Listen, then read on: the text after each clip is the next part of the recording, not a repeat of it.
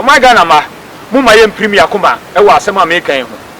misi su pibio se ansana asem bi sei ebe pie wo oman mu no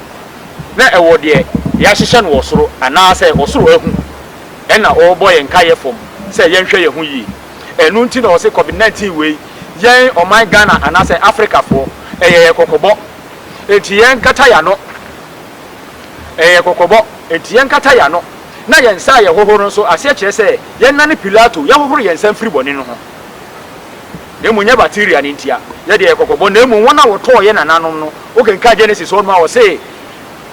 obetwe won aso eti won de won aso twe no wom na yen de kokobo na emom se yen tie na sem anto aba na ama President Mahama na se adofo meet me ka se bi na manu akosi sumira so na emom yen ka de edikanfo no mo ka ye o mo antie eto wo mo mo antie hon kronkron you say you ready ne o mo di kan akasa ye mpanyefo na di kan akasa ye ready Yesu aba ama ne nkomhedi nso aba behye enkom say hon kronkron minister for defense no won na hu se ba bia o man Ghana emabunu ya brabo aduru no say wan si form ama mehwe ya no kwasem nie o ka ba kokran hwe ya totobrant bebo ye nya bi Yesu mu ogidie wo man Ghana mamu se abri biara ye bekasa biara ye se Ghana ye onyame man Ghana man ye onyame ma sa ye gidie we muma ye fanya adwuma wo abato mu 7 December na ye nkoto aba no e ma President Mahama na so wie mra o man ni na wo kenkai we ya as we forgive those who trespass against us no no wo se ye nko Proverbs na ye nko kai 24 verse 1 to 8 ye kenkai ho no ma eno so afutu e wo ho no eno na ye kenkan a e ma ye nkuranhye advice a wode ma ye eno no and lead us not into temptation decision time and so he na wo say ye nhwe ne yankomu no eno no say manifesto na wo mo kenkan ye no sa panyinfo dumienu no a wo mo say wo mo pema mpanyina di no wo mo manifestos no se wo kenkan sa scriptures yi okay guys ask scriptures yi na nsemu ewom no ne okeka bi no me pa chawo wodo na di ye komusium na chese de oka ni nyina ye nkotompo o de dada ya dwene na de atoma no se de be ya obenya kwan na mabunu no de omo be ye no na omo aye de na ye hia biu ye ni enhu e na ya so nte nanso konkron nam se wo ye minister for defense ni nti onu wasimu kankankan no ba so amfa ba bia say reconciliation no nam say yempanyifo epapamu baaye no enu na adinya beduru sabre ya yewomu yi etu o say mabunu no yentikuo a ye fe no reconciliation che say yen mabunu ni de ya ka abom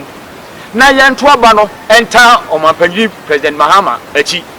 na say yen mom ye ka bom ne to aba no mana na che say wohwemu a omudi ka wo school ni e die chi no ye wo asebia ne ka say government from the people by the people so eno na honkonko pese ye san komu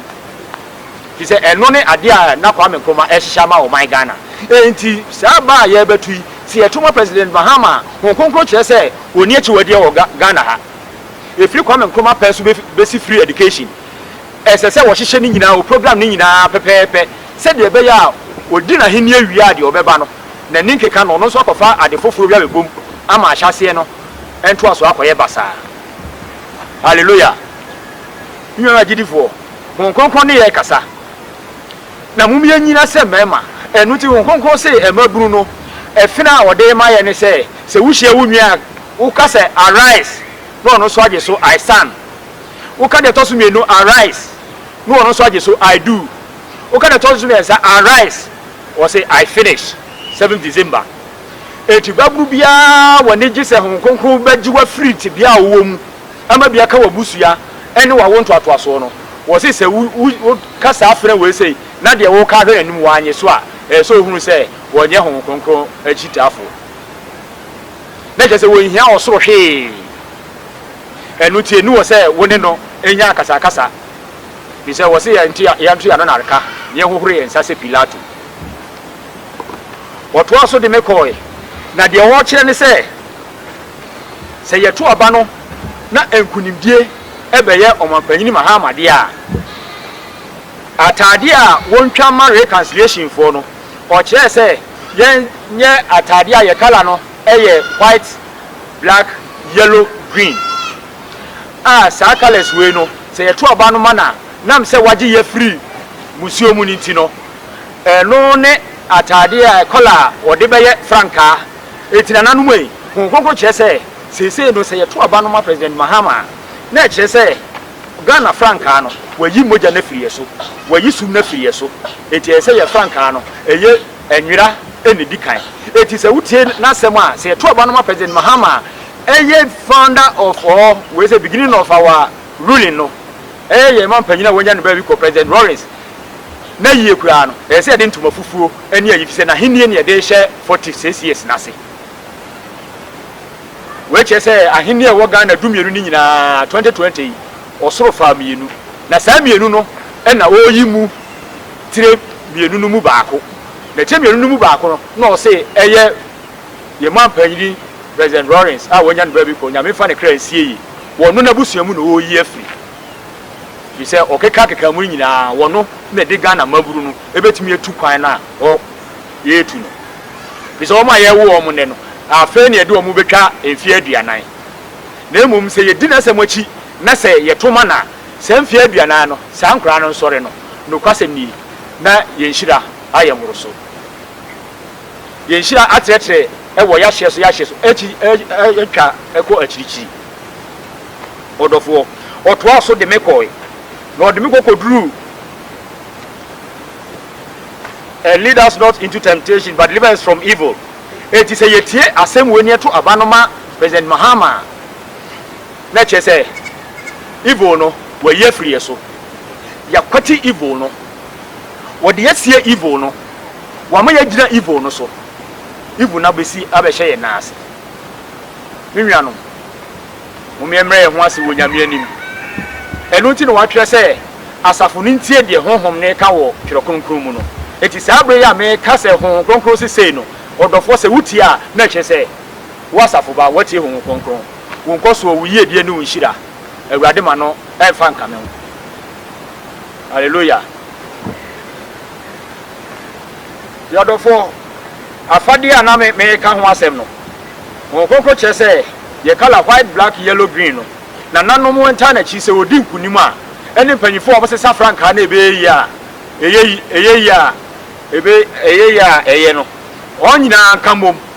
na yesesa Ghana franka na wo sesa ne che se ye franka na ye use no akwako di baabi kro no se okay can stretches na wo se obi beba se wonu nyame na wasoma no na enso nya onu nyame onim ne ho hwe edikanfo chechefo na kire ya me yate enhuma of biemanima mi ehu ye a o cheche mi no new international version enu no se say ye use a ye de behunu ye nkrabia ene ye hyebre fi se date ya o de ma mi ni nyina calculation mi ye ni nyina no sa enhuma ni mu na uhu all bibles ubenya scriptures no wo nemu enu na uhunu yi date no correctly odofo osoro eni wo President Mahama so eti se yen asase ye premier koma ye susu se na bewie mi no ye ni ani enso wa ma ya so ate muma ye nyina se mema eti no se ye hia ye ho a yen ka se arise na wo so waje so se I stand arise say I do arise say I finish 7 December etu nwan be hu say konkron adi nkunim wo o my Ghana na sa ba weni egina so na yeto na obampanyini Mahama wo san ba ne maye to so mienu na wiase nyina be hu say ampa Ghana eye onyame man ampa efi say onyankopon ma ne ho konkron de akwankyere baaye no o motimi edi so ama empokra 51% na ho eden no President Mahama anya 66% 1966 ni 2 year ye bo bra kopem 2066 no wanya ho percentage won konkon we say percentage na from my Ghana mabunu nsem binwa no mabunu moma ya dinye na nyame wo ya fa se me kai be ti say ye first ye wo wisie mu no Your idea be say, John never let his children down. Nyankopon man ma ani mu wase de biara sabre ni ye bre sabre ni ya dom bre sabre ni ye nkwaje bre ye nkwaje nyina nso akoche ye kopromotie ano say 7 December a free anopa no nsia ekobo anwumre no nsia emo no nsia empa mu no na President Mahama wo fa ba bia ni figure ne nam so a constituency square no me ha mani nka say nka ye chemu miensa ye mu bomu mienu no na wadu 66% no na ne aka ne ye de ache